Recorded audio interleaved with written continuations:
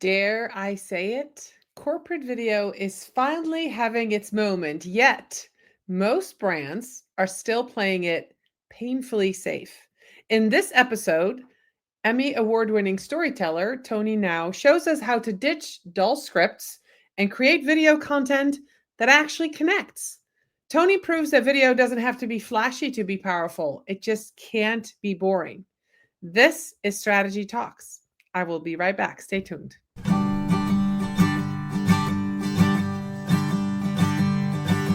Let's strategize together. Let's hear it from an expert. Join the conversation, it's informative and free. You and me, let's talk some strategy.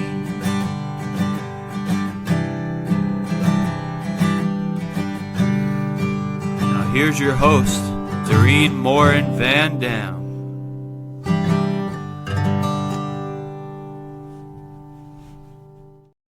Hello, everybody. Welcome back to another episode of Strategy Talks. We're so glad you're here, whether you're watching this on Facebook, on LinkedIn, or on YouTube.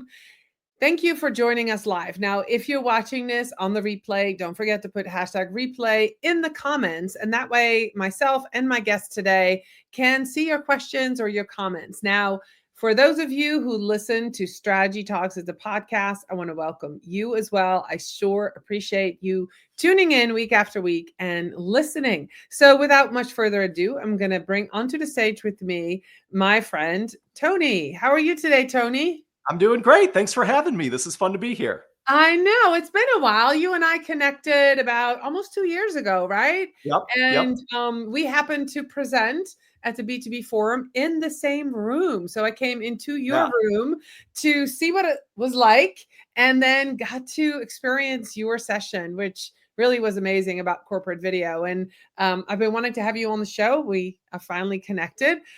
So here we are. Well, thank you. I appreciate it. It's great to be here. Yeah. So we're going to dive right in, right? So you say, and you argue for this, that emotions, not metrics, should drive video storytelling. Now, what's one emotionally surprising approach that you've used that still delivers measurable results business-wise?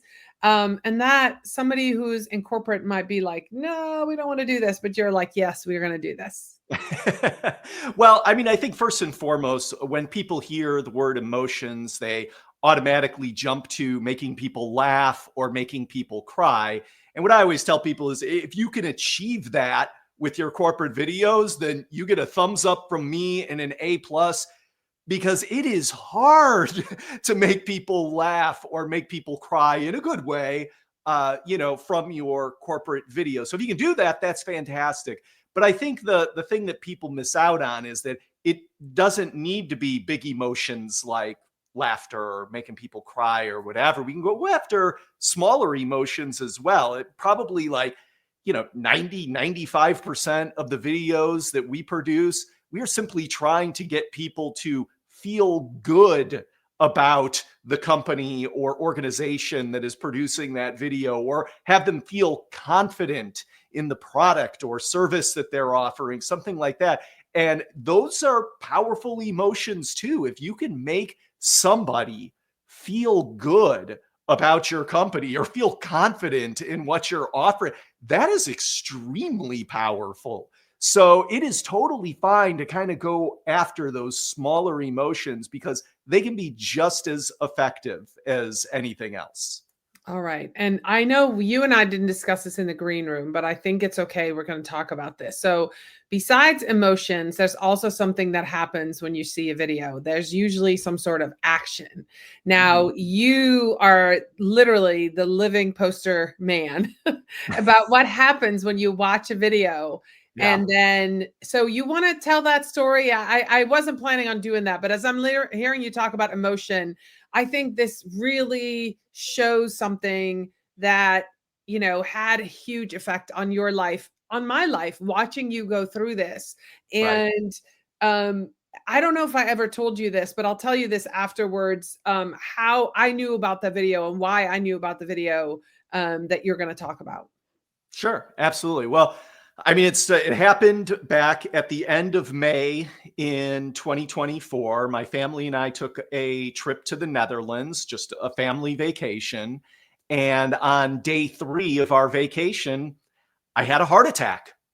And it came completely out of nowhere. I am a pretty healthy guy. I've always eaten a healthy diet. Might have been a little overweight, but nothing extreme by any means. And I've always exercised. I'm a lifelong athlete. So I am not what you would consider a prime target for a heart attack or something like that. But it turns out that I had a whole genetic thing going on that I didn't know anything about. And yeah, so I found myself in the Netherlands, being rushed into an emergency room for an emergency cardiac catheter. And the whole reason that I am here today is because we were staying in an apartment rental in a Verbo, and I started to feel chest pains come on. And I mean, I just thought it was heartburn. I had, you'll appreciate this. I had just tried the Dutch specialty of raw herring, pickles, and onions for my lunch. And I just thought, I'm probably just having it. This American can't hang with this Dutch specialty. And I was just having heartburn. But then all of a sudden my jaw really started to hurt. And all of a sudden the light bulb went on. And I remembered having seen a video produced by the American Heart Association that I had seen at Content Marketing World the previous fall. And I remembered that jaw pain was a sign of a heart attack. And I was like, chest pain, jaw pain? I mean, I can't be having a heart attack, can I? And so we called 911. Which is 112 in Amsterdam, and told them what my symptoms were. They said, we're sending you, emergency services right away. And they got out there and they said, yeah, you're having a heart attack. You need to get into the ER immediately. So we, jumped in the ambulance and we were on our way. But I mean, the crazy thing is that I produce healthcare videos for a living. Like that's what I do professionally. Yeah. And a healthcare video literally saved my life, because had I not seen that video, there is no way I would have called 911. There is no way I would have gone to the hospital. We're on vacation in the Netherlands. I just would have gone to bed and been like, you know what? I'll feel better in the morning.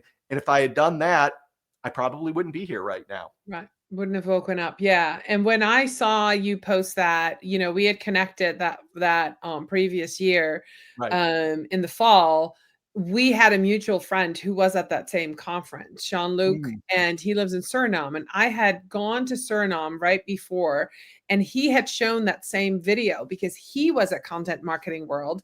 He's hosting his own conference in Suriname, and he's passing it on. So the call to action in the video was pass it on, right? So he took that video and showed it to 400 people in the room at his conference, where I watched it.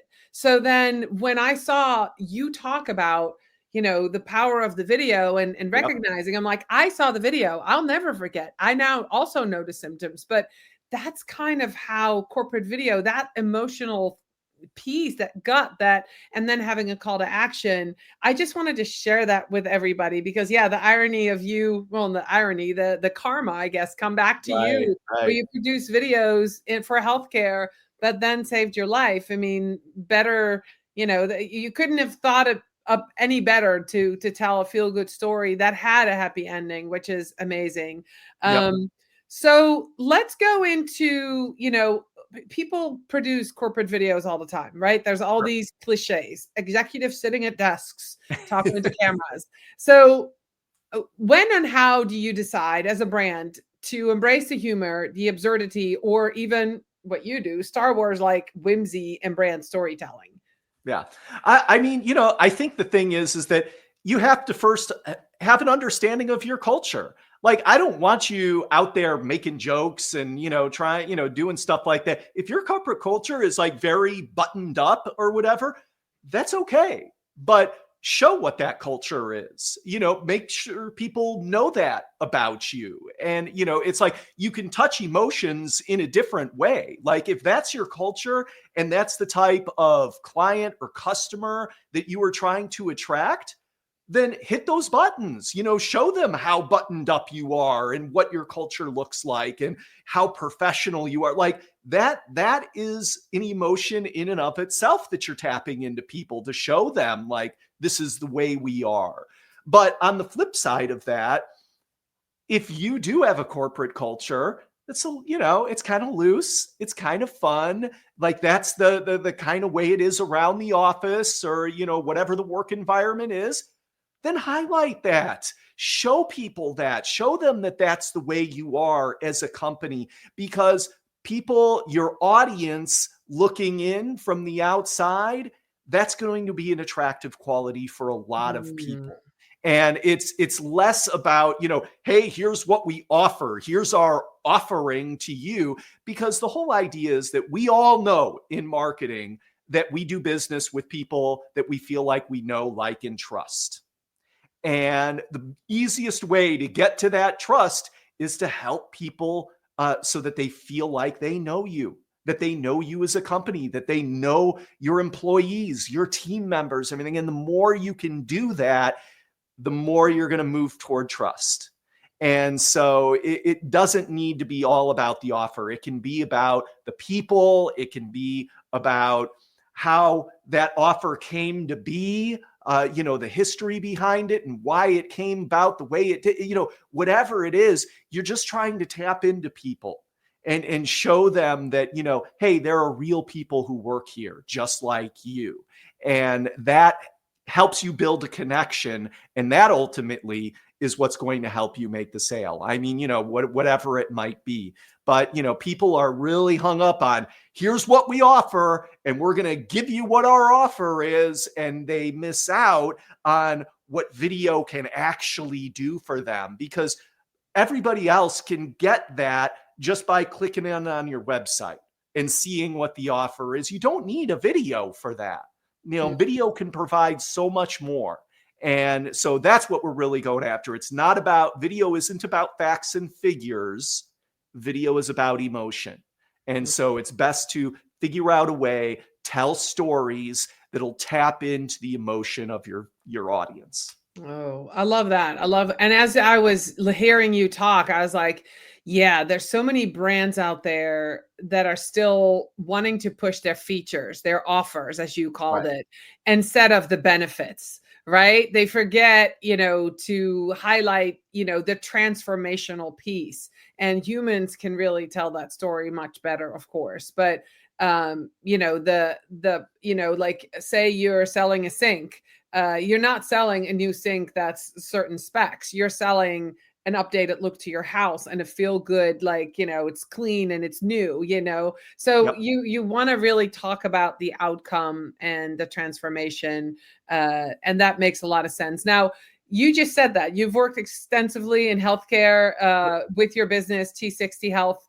What's one bordering on rebellious video asset that you've either used that disrupted expectations, but still build trust or empathy? Do you have an example of something that you've done?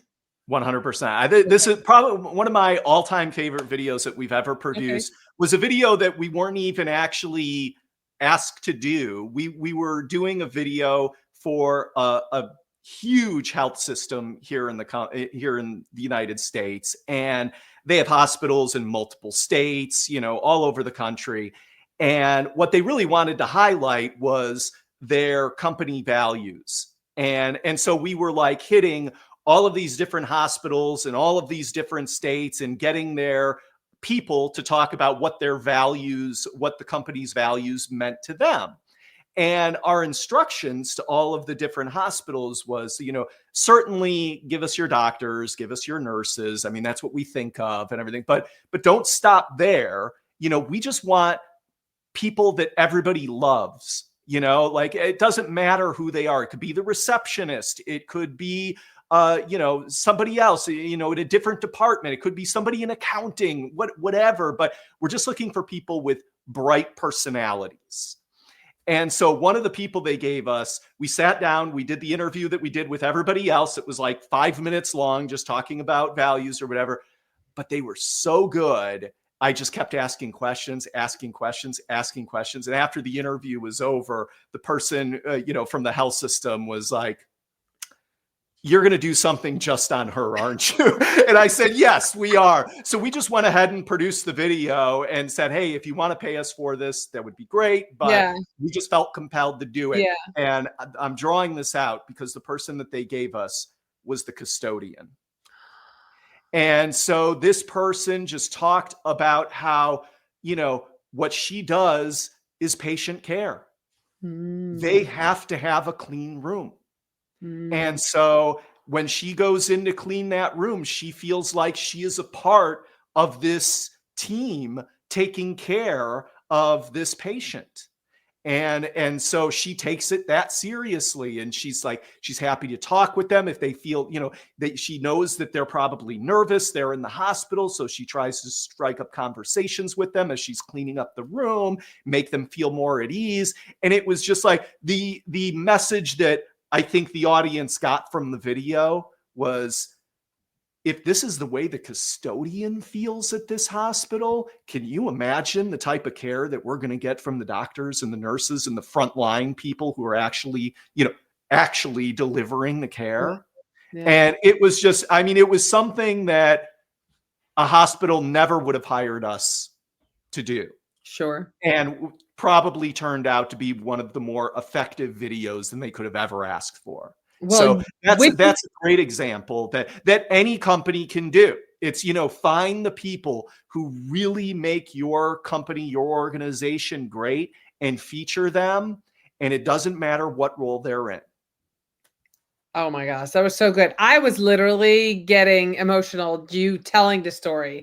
I'm like, as you go, it's the custodian, and my whole body went, oh, good, yeah. Right? And then you tell, so you got me in the emotion just by telling the story. I haven't watched the video. So that makes total sense, right? If everybody cares from the top to the bottom or the bottom to the top, if everybody cares, and that shows through that. So you were not just talking about values, you showed values, and that is what you can do with video. So corporate video is often trapped by committee approval, compliance. What tactics have you used to bypass not the suitors, to get a buy-in without, diluting that creative edge that you and your team have? Sure. First and foremost, if you're simply just getting them to buy into video at all, there's plenty of data out there that we can turn to now in terms of the effectiveness of video. So you can always go looking for that. It's just a quick, Google search away, and you can find tons of stuff. I always find the most effective thing when it comes to selling people on video to begin with is start looking at your competition and see what they are doing. Because if they are producing videos and you are not, then you go to your leaders and you let them know, we're trailing, we're behind. Our competition is already doing this. And look at the effectiveness of video, pull out those stats and show them, we're behind. And so if you want us to catch up to our competition, then we better start doing this. And then on the flip side of that, if they're not doing video at all, you bring them those very same statistics and you say, guess what? We have a chance to pull ahead of the competition. They are slacking on this. This is a competitive advantage for us that we can create by producing videos. And so that's a great way to kind of sell people on it. In terms of the hands-off approach to it, that's a delicate conversation. You can't just, step back. We're the professionals, or we're the, we're the experts on this and leave it alone or whatever. That's never a good approach. What I usually do is I listen to them and I take their opinions into consideration. And first of all, I have, a very firm belief that nobody has a monopoly on good ideas. So Jane in accounting, if all of a sudden she wants input on the video, Jane might have a good idea. So let's listen to it. Let's not be pigheaded and think that we know it all because somebody else might have an opinion that will make the video project better. So that's first and foremost. Now, it doesn't always work out that way. Not all opinions are created equal, but I think most of the time what many people just want is just to be heard, and so it's like if you truly give their opinions a listen and consideration, if you then come back to them later and say, hey, we heard your opinion, we really liked what you had to say, here's why it didn't really work for the project, and give them a legitimate explanation, most people are like, okay, that's fine, and they move on. So I think first and foremost, it's genuinely give their opinions consideration. And then if it doesn't, give them a legitimate reason for why not. And sometimes it's not worth picking a fight. Sometimes you just give in and just say, okay, we'll just do it. Like I always sort of take the approach, if it's not going to hurt the video in any way, the effectiveness of the video, then let's put it in if it makes them feel good. Mm-hmm. But if I do feel like, this is going to sidetrack us, this is unnecessary and it might actually derail what we're trying to accomplish, then that's a hard no. But again, it's with explanation and making sure that you have already given them a legitimate listen. That makes a lot of sense. And I want to circle back to the competitive edge. If you're watching and listening to this, Tony said, bring your competitors. If they're already doing it, you're trying to catch up. But I also want to add to that, you also don't want to do what they do. You want to do what they do, but do it better. So that's where you need that creative brain that somebody like Tony has, is like, you want to start doing video like your competitors, but if you do what they do, you are only going to catch up. You're not going to outperform them. Doing the same thing as them is that not necessarily going to put you side by side. So be different, right? Dare to be different. And that's where that creative piece comes in. And I know you talk about that all the time, boring videos. And one of your presentations that I watch, you have the most boring video ever. I don't have all the details, but everybody's watching it like, yeah, we've seen thousands of this, a little drone image. And then, zooming in on something and on the hospital or whatever it is, the building. That's not exciting at all. People, that might be something on your website, but that is not going to convert anybody to anything. It just shows you've wasted a bunch of money on video. I mean, we're all getting smarter to that stuff at this point. For sure. Yeah. So, given your experience, so you pivoted from journalism to corporate storytelling, and now there's all these new creators out there, right? Storytellers, content creators, and they have smartphones.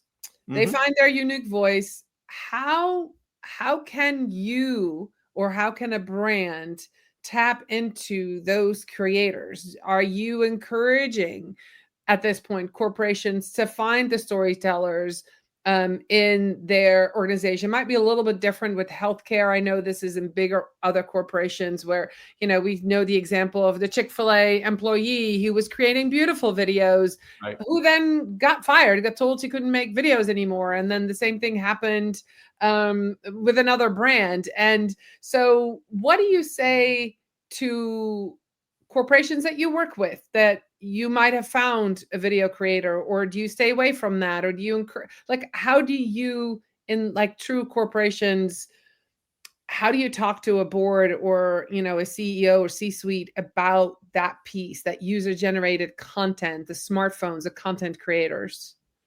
Well, first and foremost, I think it's great. I think it's fantastic that, we all have these terrific cameras in our pockets, in our purses now that, can shoot and help you create great video. And I think companies should actually, should absolutely put it to use. Mm-hmm. If they have somebody within the company that wants to start shooting reels for the social media platform or whatever, go for it. I mean, that is fantastic. That is a terrific resource for you to have in-house. And I think it's fantastic. Foster that kind of creativity within your organization. You never know what results might come of it. And keep this in mind, somebody that might be a little nervous about it, our corporate image and, whatever that might be. well, you have ultimate control whether or not you put that video out into the world. It's not like you're giving this person, just carte blanche, just produce the video and put it out there and slap our name on it, and we don't have any say over it. If they produce something that you're not comfortable with, then you just simply don't share it. It's okay, and I mean, make sure to share with that person why, and encourage them to keep producing videos, but maybe with some guidelines attached to them. We want to make sure that we're doing this with our corporate voice or our company voice, whatever it might be. But yeah, foster that creativity. It's fantastic. And usually what I tell, companies and organizations is that the closer your videos get to conversion, the more you want them to be done by a professional. So for example, like right now, what we're talking about are like, social media reels and everything. That is very, top of the funnel type stuff. If we're going to put it into a funnel or a flywheel or whatever, that is, the awareness stage. And yes, absolutely. Produce those in-house, DIY those videos. And that is fantastic. I'm all for it. But as you start getting closer to conversion, you're producing an about us video for the company. You're producing videos that are hitting on your product or service lines. You're doing customer testimonials with people, and we're getting closer to getting that, potential customer to convert. We want those to be professional videos. We want professional storytellers telling those stories and have a real eye and a knack for that sort of thing. So the closer you get to conversion, that's when you want professional videos. The further away you are from it, absolutely DIY those videos. Let your own people have some fun with it. And fostering that type of creativity, I mean, I'm telling you, it's only going to probably improve what they do in their regular jobs on a regular basis, because now they're totally psyched about the company that they're working for that's letting them foster this creativity. They're going to like dive into it even more for you. So I think it's a great thing. Yeah.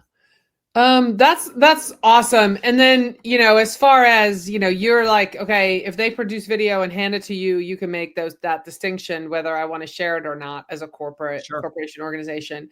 But if they go rogue and they do it on their own, if they're complementary, you should still embrace it. Doesn't mean you need to share it, but you should acknowledge it and probably forge a collab with them versus telling them, no, I want you to stop, which is what some of the organizations were doing, telling them they couldn't make any more videos. No, I mean, if you have an actual customer or client or somebody who's just, is a brand ambassador, just loves your brand, and they have, come in to produce a video for you, and you had no idea that they were doing it or anything, and you see it and you're like, I don't know if it's the best thing for us to share or, whatever, then, sit down with them and first and foremost, thank them. Wow, I can't believe you love our company so much that you would do this. Thank you. That is amazing. We would love to share it, but here's why we don't think it's a good idea. And let them know. And then once you tell them that, say, but you know what? If you want to do another video for us, like you just mentioned, we would love to collaborate with you. We'd love to give you some guidance in terms of our guidelines that we follow here in-house for videos. And if you want to do something more along those lines, but with your own spin and your own creativity, we would love that and try to foster a relationship with them. That's awesome. We are almost at time. I have one quick question. Sure. Somebody's watching this. They're working for a big brand, big organization, and they have 0 videos, not on their website, not on their social. What is the first video they should consider producing? It depends. If they don't have any budget at all and they're like, hey, we just really kind of need to dip our toe in the water and test this, produce a reel.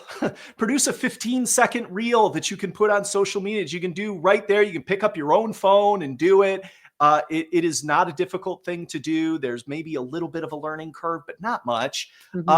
So dip your toe in it. Just do it like that. Just start with one 15-second reel. That's a great way to get started. Now, if you have a little bit of budget that you want to, work with, The About Us video is the video that I tell everybody to start with because it's the most versatile. You know, when you think about your customer journey, the journey somebody takes to becoming a customer or a client or whatever, you can literally use it in any phase that they are in. The About Us video is super, super effective.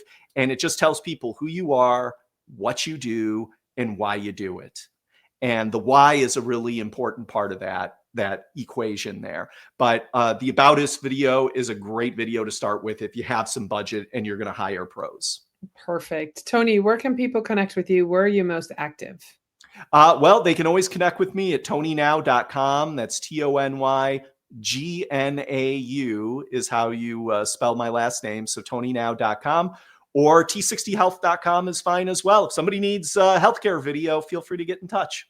Awesome. Well, I appreciate you being here with me today. It was a great conversation about brand videos.